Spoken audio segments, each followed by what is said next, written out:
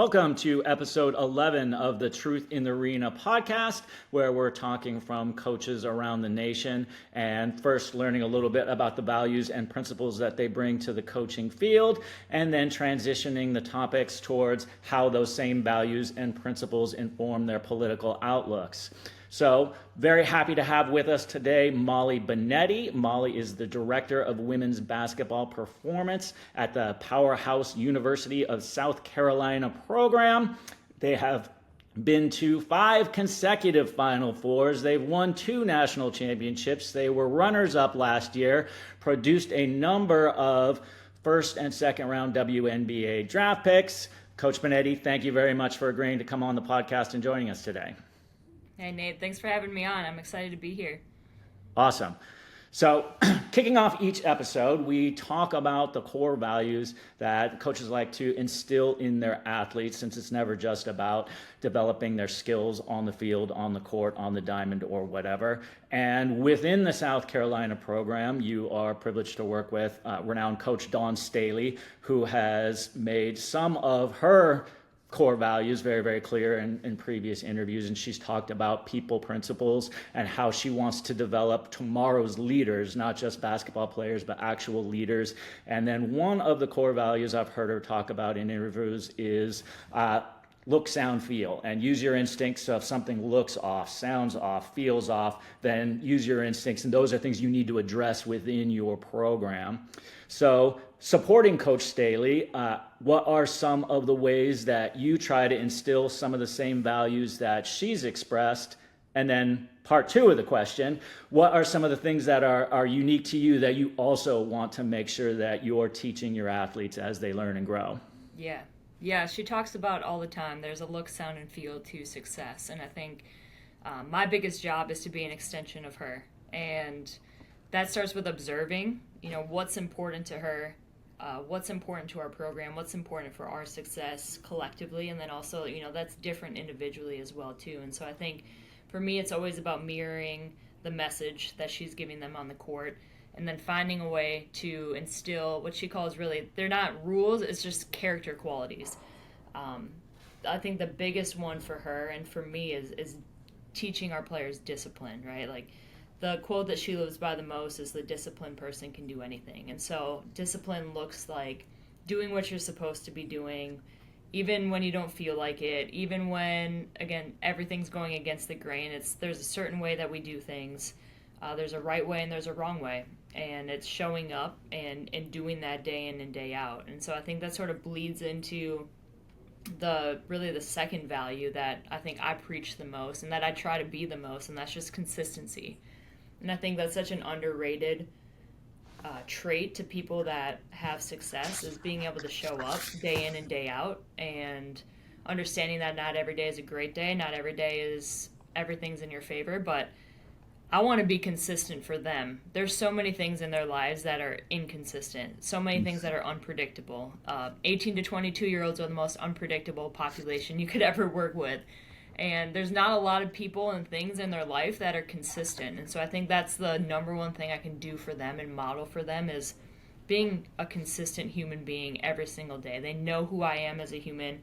That means I adapt to them on a day-to-day basis, but they know what they're going to get, and they know who I am. And I think that really bleeds into the third one that I would say is the most important, and that's just being my authentic self and teaching them that it's okay to be who they are and seeing them for who they are. And I think that's something that Coach Staley really preaches and does a great job of, is while our standards and expectations are super high, how each person navigates through our program is very different, because each of them are different. So she meets them where they're at. It's a partnership, and then you figure out how you get to where you want to go together. And so for me, it's the same thing on my end. I want to show them who I am and be authentic to myself, and I want them to experience the weight room and experience their 4 years with me in a way that is individualized for them. I'm never trying to make them anybody that they're not. I'm trying to meet them where they are, and that's just not just physically, but mentally, emotionally, maturity-wise as well, and letting them know it's okay to be who they are, and helping them feel confident and comfortable with who they are too. And I think there's a lot of different layers within that, but I think as a whole, Coach Staley empowers not just our players, but she empowers me and she empowers our entire staff to be who we are, to have a voice, to have the autonomy and just freedom to do our jobs at the highest level. And that, I think, allows us to then instill those things upon our athletes as well and my players. And I have the confidence to do so because I know I'm supported and I know I'm backed by somebody who's, not just doing it on our program on a daily level, but who is not afraid to use her voice and express those same things on, the world's biggest stages too. That's fantastic. And I've found very much the same, working with 15 to 17-year-old girls who have a lot of turbulence in their life and not a lot of consistent figures in their lives. So being that reliable thing. And something that I talk to my athletes a lot about is that you can have all the values that you want and you can have all the goals that you want. But like you say, it's the discipline and the commitment that actually get you to the success part of having the idea and then executing it. So that's fantastic. And then as you talk about some of those values that are very important to you in terms of discipline, consistency, authenticity, how do those same values then inform the political leaders that you respond to the most and the policy positions that you find the most valuable in your life? Yeah, I think you mentioned it in the beginning, like Coach talks a lot about people principles, and I think I'm drawn to people and leaders, whether it's in the political landscape or not, that there's a human element to them. There's people that are in these positions, but they're so unrelatable, and there's, I think I'm drawn to the people that show that there's an empathy for humans. There's a consideration for more than just one population. There's a consideration for so many different factors because rarely are things black and white when it comes to policy, when it comes to really anything. And so I think people that can show that human side, that can be relatable, that can admit their own faults, in policies that they support, those are the people that I'm drawn to because it's real. And I think that in a time where there's so much just division and there's so much animosity amongst so many different, things that I'm always kind of coming back to and just drawn to people that can just be real, be their authentic selves and lead in a way that is, maybe against the status quo or maybe against, what we've traditionally seen, and just people that can show an empathy and a kindness and a respect for people of all walks of life, which is what our country is made up of, and not just, specific to a group of people or a policy or procedure, whatever it might be, that just benefits a certain specific subset of people. So yeah, it really, for me, it just comes down to just who's a real human, who can make decisions based on multiple factors that, may not benefit them, but are for the greater good of all people. No, those are super, super valuable commodities, particularly in the coaching world. And in the coaching world, those qualities of empathy and kindness sometimes get twisted into, oh, well, that's a show of weakness. But for people who actually, think a little bit more deeply, it's a show of strength because it's a vulnerability that doesn't hold you back. It's not like, all right, yeah, you can get me there, but I'm going to be fine. So it is like that strength. And in the coaching world, again, there's been a little bit more of that shut up and dribble, stay in your lane kind of focus. And you were willing to stick your neck out during the last 2024 presidential election and be involved in the Strength Coaches for Harris Advocacy group. Can you talk just a little bit about what you found in the fellowship of that experience? And then what were some of the takeaways you had from having that more direct role in political advocacy? Yeah. I think just, in my time here at South Carolina, that's something that I can thank Coach Staley for. It's just being comfortable and confident enough in using my voice and speaking out on things that I feel are important. Again, going back to that look, sound, and feel, there's things are right and things are wrong, and that's like sort of an intuitive feeling. And I just felt like there was too much on the line, not just in that election, but like there's too much on the line to just be quiet. And I know that it's I think initially when Scott reached out to me and he wanted me to talk a little bit about being somebody in my position who obviously has a platform, the spotlight's on our program, therefore the spotlight is on me a little bit more than maybe some others, and being comfortable enough to still be able to speak out on something like politics, which, again, some people like to just stay quiet about, and I've never been afraid to voice what's important to me. And I think through that, like, just the shared community of people that, share similar values, who are also not afraid to fight for what they feel is right, not afraid to fight for people that, are marginalized, and fight for the greater good of, all of us. I thought it was empowering, it was energizing, gave me hope.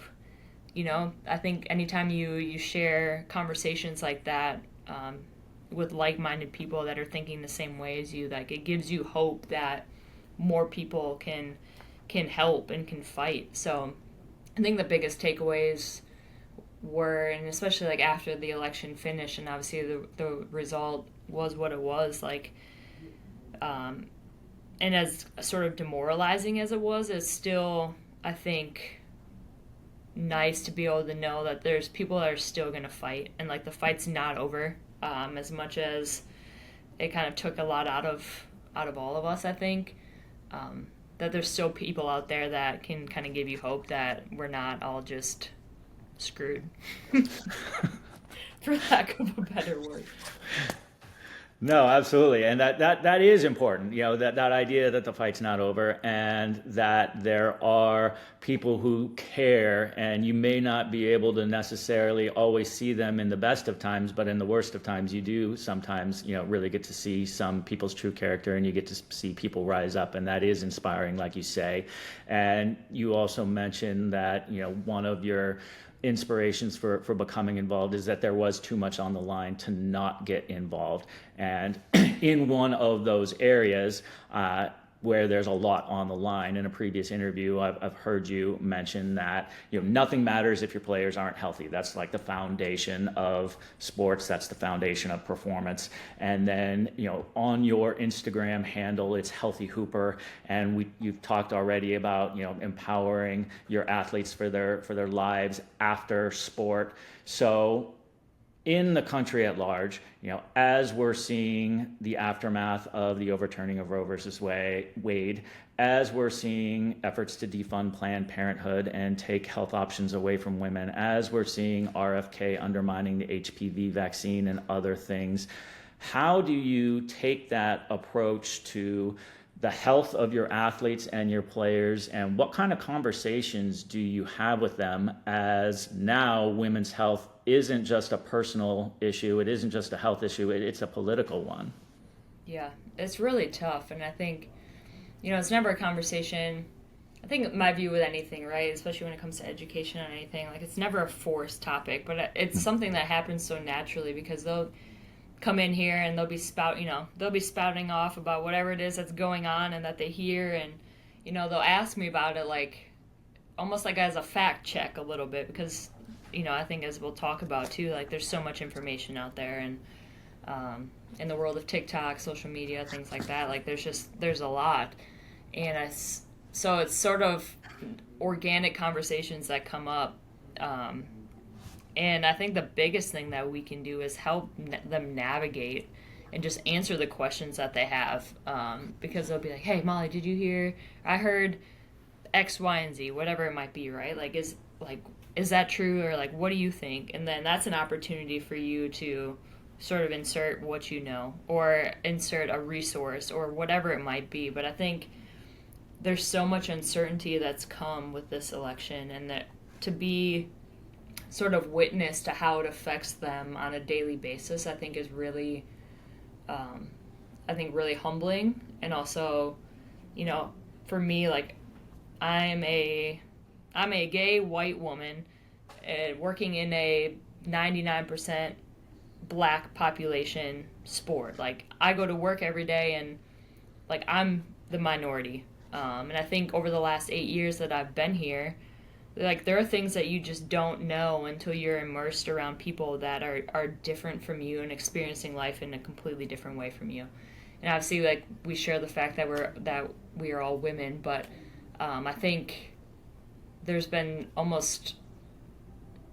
more times where, like, I'm also, like, learning how everything that's going on in this country is affecting them, and it's affecting them in a completely different way than it's affecting me, even though we're both women. And so it's like there's so many moments you have to sort of help guide just how they're navigating these things that are happening. And it seems like every day it's something new. And it's like, just when you think the worst of it has happened, like, something else that comes along that impacts them just the same way. So I think I take it, like, I think we have a big responsibility, if we want it, to impact their lives in that type of way, and outside of what we do in the weight room, right? To really help just them, like, create some discernment for what's happening, and to give them a better idea of how to, like, navigate the choices that they have, navigate the issues that they're experiencing, and get them the resources to help them. And I think from, like, the health side of things, there's a lot that goes on that I'm not even privy to, with our sports medicine team, our doctors, and everybody on staff. Things that have affected them in real time based on some of these new policies that are coming out. So I can't directly speak to that, but I do know that, I think we have an important role. Like, we could just, I could just be their strength coach, and I could just train them and, go on with my day. But I think, like, we have a big responsibility, and, like, life happens, and they experience things, and they don't know how to navigate it. They don't have the emotional tools to navigate it. They don't have the maturity. They don't have the information. So if we want to, I think we can make a really big impact in helping them actually understand what's happening and how that affects them and what their options are. No, absolutely. And, if you're very, very kind of active and aware in the world, it sometimes can shock you when you're dealing with younger people, and there's just the things that you've taken as a given that people know they haven't been exposed to yet. So it's not that they're ignoring it. It's not that they're ignorant. It's not that they don't care. It's just that the things that you've had over time access to, they haven't yet. And so you need to be that resource, and you need to provide that extra information to younger people and bridge that gap of knowledge. And then you kind of mentioned that it seems like it's one thing after another, and there's this just never-ending steamroll of things against women's rights. And meanwhile, one of the major culture war wedge issues that the GOP put a lot of money and propaganda and effort behind was the Protect Women's Sports effort, where they really leaned into that. And for those of us who are in the coaching network, it was also something that we saw galvanize a lot of coaches behind, Protect Women's Sports. And for me, one of the biggest turnoffs of that was that it was coaches who almost never have any interest in women's sports unless there are black women not showing enough reverence for the national anthem, unless it's a gay female soccer player showing pride at a media event somewhere, unless there's a trans athlete winning a high school competition. Then they want to protect women's sports, but for the most part, they don't pay attention to it. So for you and for fellow coaches out there, what would you say, well, first, like, what's your take on the Protect Women's Sports movement? And do you have any suggestions for coaches in our network for how to really positively want to have that impact on protecting women's sports? Man, there are a lot of layers to this one. I could do an entire episode on this one topic alone, because there are so many different levels to it. Yeah. Like, one, like you said, sort of these men that have sort of come out of the woodwork and all of a sudden care about women's sports. Really, it's about protecting white women in sports. And I think you can attribute some of this, and this might be, wild hair, but like it's, I think, goes sort of hand in hand with the Caitlin Clark phenomenon. Like, all of a sudden, people care about women's basketball because of Caitlin Clark, and there's been a rise in just this overall investment into women's sports as a whole, and I think it goes beyond basketball as well too. But when it comes to there's a different standard that white athletes are held to and black athletes are held to, trans and whatever it is, and that goalpost continues to move, and as you see these men that are all of a sudden interested in it, I think it's an attempt for what I think a lot of men on the right wing side of things want to do, and that's control. They want to exert their control, and they want to exert their control over women. There's not a single law or policy that affects anything to do with men in any of the 50 states, but there are plenty of things that are that women are limited to on a state-by-state basis, but like nobody touches any of men's rights, but women's rights are constantly at stake, and I think it's an overall attempt to me it's like the Handmaid's Tale, like we're like going back into this world where like women are viewed as less than, and so I think like there's no business for many of these talking heads that are coming out of nowhere. I think that the trans argument, or I guess spotlight that's come about, is just really they're the political scapegoat to evoke some emotion from people to, that's an easy I think an easy thing to kind of instill fear in people that are really uneducated about what's actually happening. I mean, there's like 0.002%, I think, is what the population of trans athletes are in U.S. college sports, and I think it's even lower than that in the Olympic population. Like if you really want to talk about like the science behind it, like any of the studies and the research that's come out, like trans athletes have shown to be they're not as strong. Their body fat's actually higher. Their lean mass is lower. Like their VO2 max is lower relative to. And like you look at the amount of trans athletes that have actually won competitions, like how many are we even talking about here? So we're taking this extremely small sample, and there's obviously been a few cases, right, that have been made public, and I think you like create this stir in people, and anytime there's emotion involved, and then there's this hard that's black and white, it's right or wrong, and so you've got this people that, oh well, okay, Republicans are hell-bent on protecting women's sports, and that means no transgenders allowed. Okay, like I'm going to back this side because I believe so strongly in that one. They're not even educated about the matter. Mm-hmm.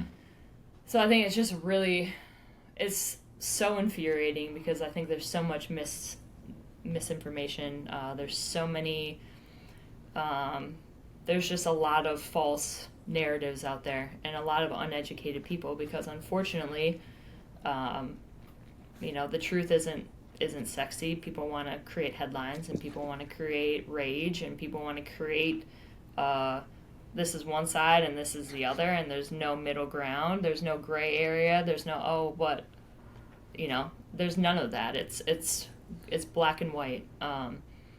So I've got a lot of issues with this whole idea behind protect women's sports, because the angle that it's coming at, it's not about protecting women's sports at all. It's about protecting their own comfort level with a population of people that's different from them. And I think, like, to me, I just read something recently about, like, I forget where it was, probably on Twitter or something, but, like, we are all selective sinners. Like, we choose the sins that we're comfortable with. Like, it's all, like, we all have our own thing, right? But we'll judge the hell out of people that sin differently than us. And to me, it's the same thing. Like, at the end of it, all politics has become is preserving, like, what are we comfortable with? Like, what are we okay with? same thing like when it comes to like the gay marriage, right? Kim Adams divorced 4 times, whatever that. But like we've got to protect marriage. We've got to Mhm. protect the sanctity of marriage. But like, how many conservatives do we know that have committed adultery Mhm. or whatever it is, or molested children, whatever it is? Like, Right. we're okay with that, but when it comes to gay marriage, like, no, no, that's where we draw the line. So it's just, it's infuriating.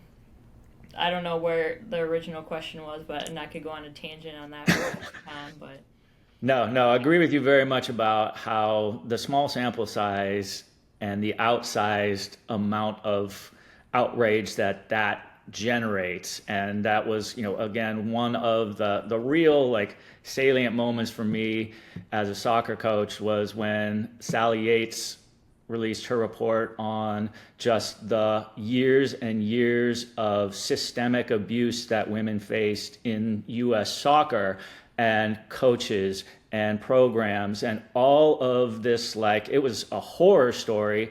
And that like it, I read it and was like, oh my gosh, this is a bomb. And it did not make a ripple. Nobody cared because, like you say, there's the sins that you're comfortable with. Those sins that were in that were about control. And people were comfortable with that notion of control. And, oh, that's just the way it's always been.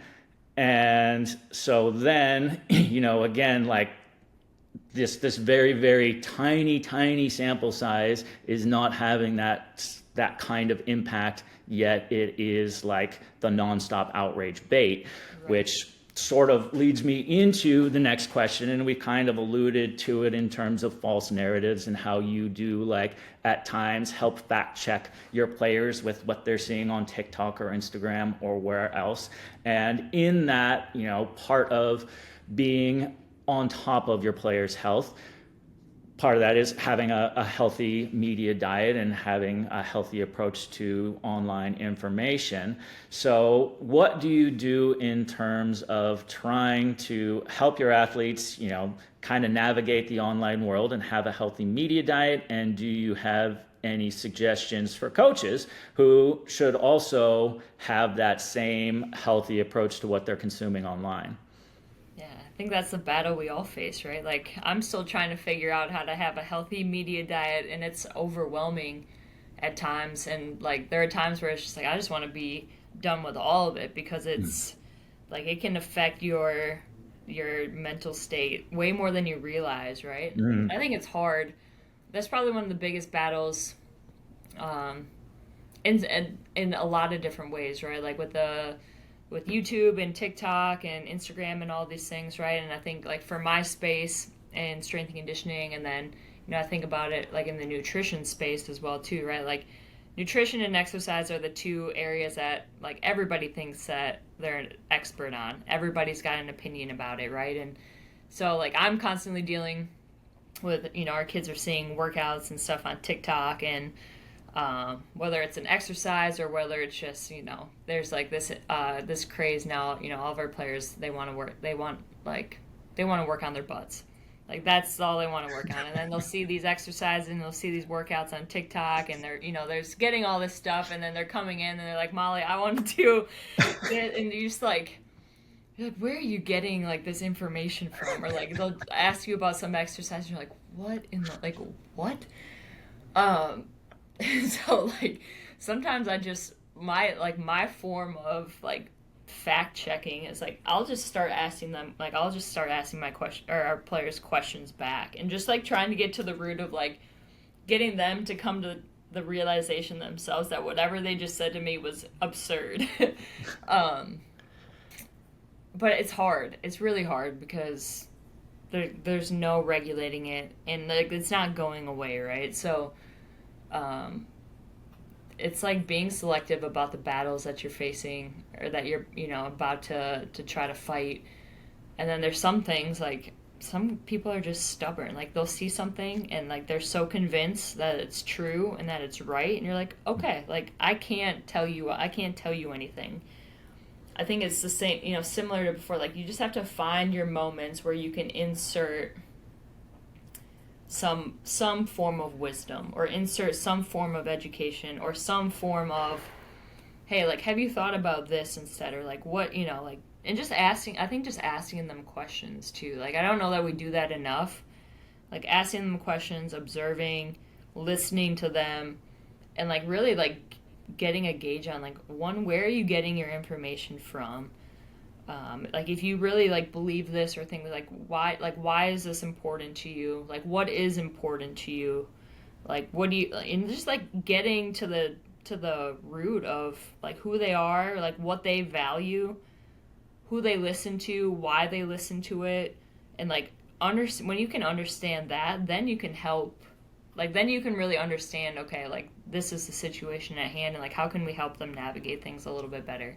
But I think until you really understand that, you can't just like say things to them. You can't just talk at them. You can't just like give them like sort of these general, vague, hey, do this, don't do that, or like, this is what I think. But I think just like at moments as they come, like, things happen organically all the time, and like using those moments as teaching tools. And I think just in general, coaches talk too much and try to almost over teach or over educate, or just talk at people, or talk at our athletes, right? And it's stuff that's important to us, but then for them it's like in one ear out the other. So if we can do a better job of like really understanding our players by asking better questions. Like, when you ask better questions, you get better information. And when you get better information, like, you can continue to ask better questions and really understand. And if we can do a better job of actually listening and observing, like, we can learn so much. And I think when we actually can learn and like dig a little bit deeper, that gives us the opportunity to make and effect change, because it'll stick, because it's individual, it's relative to them. So yeah, that's a whole nother, I feel like a whole completely different conversation too. But yeah, I think that's probably the biggest change I've made, or I've tried to make, in terms of like helping navigate things a little bit different. It's just be a better listener, be a better question asker, and then like find the moments where you can interject and add value and add wisdom and add some like discernment and direction to what's happening in their lives. Otherwise it's just like you're just talking and it's not sticking. No, I love that part about being a better listener and being a better observer. I was having a very similar conversation with a fellow soccer coach on the field the other day about the topic of like the moments where we feel like, we're projecting our voice on the field and we're on it. And then like, are we actually helping our athletes in that moment, or are we just like hearing ourselves talk loudly and make points because it makes us feel good? I'm really coaching right now, but maybe you just need to shut the heck up and let what's happening happen, and then talk about it discreetly afterwards. And so that same kind of approach is something we all need to like check ourselves with. Yes, it makes us feel like we're doing something though. No, totally. And we've had a chance to talk about, listening, finding how interesting it is to hear other people's perspectives that may be, totally different than what you've expected. And the last question that I've asked every single guest so far, and it's been really, really interesting, is also one of the hardest ones to pin down. And it's, how do you define patriotism? Because there's obviously the 4th of July version that gets sold, and then there's what people actually think of the country itself and their role in the country.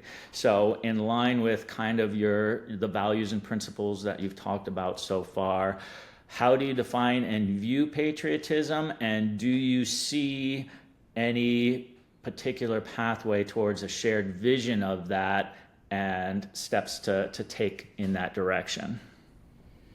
Yeah, when I saw this question, like, it made me like really, I don't know that I've ever really like reflected on that question deeply, because to me, like, just surface level patriotism, it's just like an immense like love and pride, right? Like love and pride for your country. But I think beyond that, right? Like when you think about your country, it's the values that we say that we're about. It's the history of our country, and I think that's also something that's so asinine right now is just like we're just trying to erase our country's history, like parts of it that again we're not comfortable with. Like to me, it's embracing the history, good, bad, ugly, like, and it's like to me ultimately I think it's about people, like the people that make up our country. And so like I think there's a manufactured version of patriotism that like we're told like, oh, if you do this, you're patriotic. You don't do this, you are anti-American. Like going back to whether it's the national anthem. If you kneel, sit, whatever, oh, you're anti-American, or you're against our country, or whether it's the Pledge of Allegiance, stuff like that, like things that we just, I guess, we're sort of taught like this is what it means to be an American, but like nobody ever questioned it. But then you look at people kneeling, like our team didn't stand for the national anthem during COVID and all of that, and I mean we got ripped to shreds behind the scenes. But like you look at what our country's about, like all it is was a symbolism. Like we're not proud of where our country is right now, right? And so there's sort of those manufactured things. There's obviously I think there's a civil engagement aspect of being patriotic, right? Whether that's just your like participation in voting and things like that directly impact things that are happening in our country. But like at the root of it, like I think there's a human element to it. I think it's I think we forget this, but like there's a shared humanity amongst all of us, and like we are so much more alike than we are different. Like at the core of it, like we are made up of the same stuff, every single person. Our country was built on the backs of African Americans. It was built on the backs of immigrants. It was built on the backs of people of all walks of life. And all of a sudden, we wanna act like we've got one type of person that really belongs in this country. But there's I think there are active things that symbolize patriotism, but at the root of it, I think it's how we build community. It's the kindness. It's the empathy. It's the respect that we share with other people, and how we, again, like are unified in that shared humanity. And for some reason, that's gotten lost along the way of we want to highlight all of our differences more so than we want to pay any attention to all of our similarities, and what like the core of us is really about, both I think as people, but as a society as well. And like at the end of the day, there's so many different communities, right, that are a part of this country, but at the end of the day, like we are all one, like, but somehow we've lost that. I don't know what the solution is.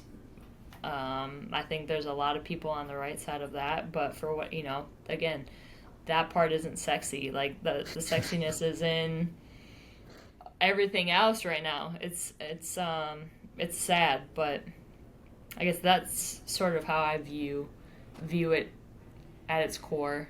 I think there's a second part to your question, but I don't remember what it was. No, that's all right.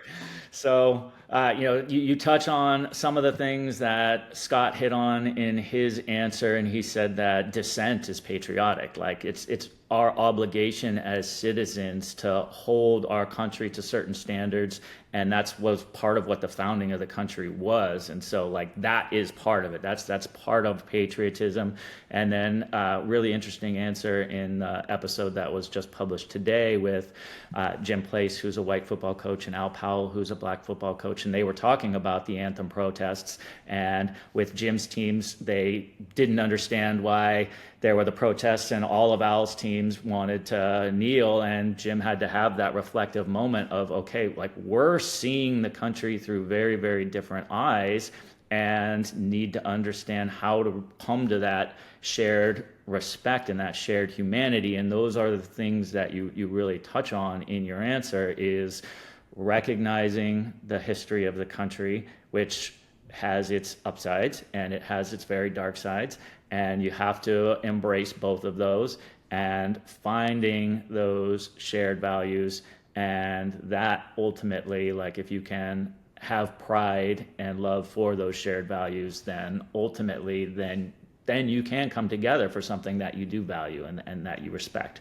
So yeah. I think it's I think about that, like, there has to be I think it's a self-driven thing. Like, there has to be a intrinsic desire for you to do the work to understand there are different perspectives. And I think, like, for me, I grew up in a town in Wisconsin. I can count on probably one hand, maybe both my hands, the number of black people I went to school with, that I grew up around at all. Even in college, I went to school in Milwaukee, which has been historically one of the most segregated cities in America. But, like, I went to Marquette. It was a private school. Not a lot of diversity. But within the greater city, like, that was probably my first exposure to, I guess just a more diverse population. And as I've gone through my career, like, in my 8 years here, like, being a white person, working with a primarily black staff, primarily black athletes, like, there are things like you just don't know how programmed you are by your environment. Like, there are things that you just don't think of unless you are around different people, or unless you, like, are self-aware enough to understand that, like, there are people that have different experiences than you, and it doesn't make their experiences right or wrong and actions right or wrong. Like, there's such a myriad of different different experiences and different viewpoints and different behaviors that are all valid. And I think, like, during the anthem, that was one thing, like, it blew my mind. We sat in a meeting one day after practice, and the president of our university, a white man at the time, basically stood up in front of our team and told them they were wrong for what they were doing during the anthem, and explained that it basically, like, unpatriotic to not stand for the national anthem and all these things. And just, like, the tone deafness, like, it was one of the most tone deaf, like, disconnected, like, it made me cringe, because there was no connection between, like, I can understand why you're doing this, or I can understand you have a different lived experience, or whatever it is. It was one of the most eye-opening things to me. I'm just like, man, like, it really is a choice. It's a choice to live this way, where you are refusing to acknowledge that, like, there are people very different than you, or you're refusing to acknowledge that, like, patriotism or our country can look, sound, and feel different ways, right? So yeah, you have to have a willingness to, like, look outside, like, take the binoculars off, and, like, understand, like, you've got to see people for who they are. You've got to see situations as not just black and white, but it's, there's such a spectrum of experiences, and I don't know, it's frustrating. Sometimes I'm embarrassed to be a white person. So, I am embarrassed by the actions of people, like, and it's crazy. Yeah, I could go on that tangent for a while, but to your point, I think, like, you have to have a willingness to do the work, but you have to have, like, in that example you were just talking about with the two football coaches, like, you don't know what you don't know, but you have a responsibility to know. And, like, when you know better, do better. And that's the only thing like you can ask of people. It's like, are you just gonna willfully live in this just ignorance and just choose to disregard anyone? Okay, but I'm hoping that there's enough people too that their eyes are willing to be open, like their ears, their hearts that are willing to know better or want to be better, know better, and then do better. No, that's fantastic. And, very much agree with that, like willingness to embrace the differences and the different viewpoints and the different ways of life. And there's a vision of the country where if you find all of those things energizing and glorious and ways to learn and like, oh my gosh, we have all of these things in this country and it's amazing. That is super cool. And then there's also kind of a viewpoint, well, what if we could just get everybody to conform to this, white male dominated viewpoint, and that's the one. And that I don't find particularly glorious myself. But again, it's one of the other things that the football coaches said in our last episode is they're not trying to solve all of the problems in a day. They are getting field position, and it's winning little battles and taking tiny steps. And hopefully each one of these conversations that we're able to have here on the podcast, we're able to take a tiny step and maybe gain a little bit of field position towards better understanding, more tolerance, a little bit more education about some of these issues. So Coach Binetti, thank you so much for coming on today. Really appreciate your insight and your thoughtful answers. Thank you. I appreciate it. And again, like you said, these conversations need to be had. And I think anytime you can put yourself out there a little bit too and reach somebody that gives them, maybe empowers them to be able to use their voice and have these conversations as well too. And I think when you do that and you start to string people along, it can be pretty powerful. Awesome. Yes. Coach Tony Holler mentions, the definition of encourage is to provide courage. And so you can encourage people to do these same things. You just, with your example, you provide more coaches the courage to step up and do what you've done. So once again, thank you very much. Thank you.